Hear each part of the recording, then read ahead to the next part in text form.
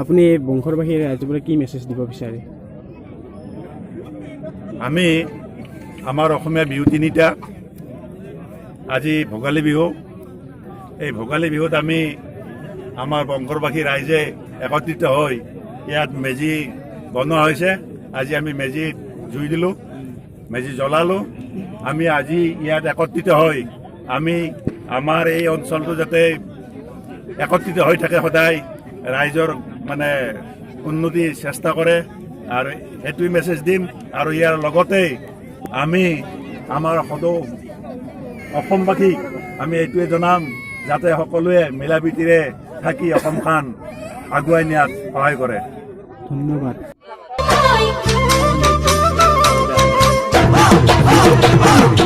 মাঘৰ বিহু আহিল।